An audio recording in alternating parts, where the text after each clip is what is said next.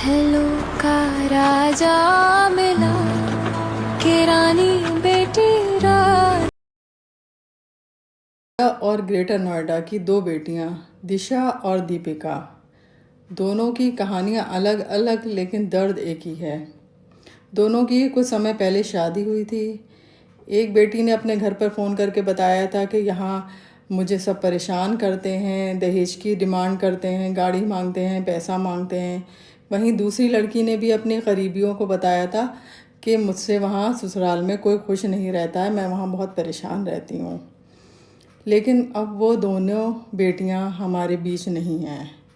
एक ने तो तीसरी मंजिल से छलांग लगाकर अपनी जान दे दी और दूसरी की मौत की वजहें अभी सवालों के घेरे में ही हैं।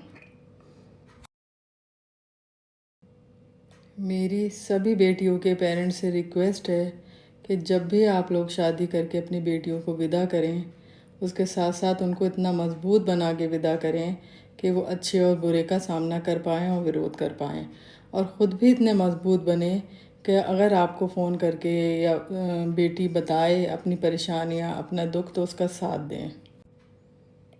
हम हमेशा अपनी बेटियों को बहुत संभाल के रखते हैं और जब शादियां करते हैं तो उसको समझा के भेजते हैं कि उस घर को अपना घर समझना और एडजस्टमेंट करना, समझौता करना। लेकिन ये नहीं बताते हैं कि अगर कोई हाथ उठाए तो उस घर से कैसे निकलना होगा।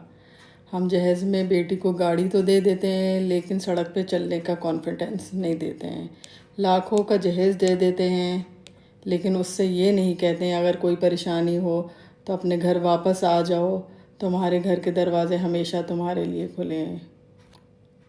फिर किसी दिन किसी भी बेटी के साथ हुई बर्बरता किसी न्यूज़ चैनल की हिट न्यूज़ या अखबार की हेडिंग बनकर कुछ दिनों के लिए रह जाती है। और याद रखिए, बेटियां कांच नहीं होती हैं जिनको संभाल के रखा जाए, छुपा के रखा जाए।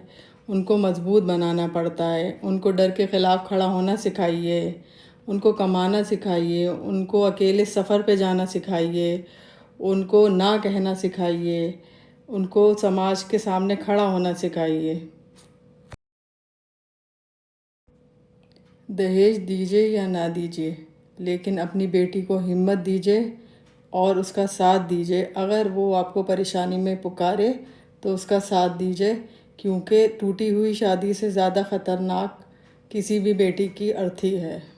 बेटियों की शादी मत करो भाई, अपने घर रखो, फ्रीडम से रखो, मत करो शादियां यार, कुछ नहीं हो।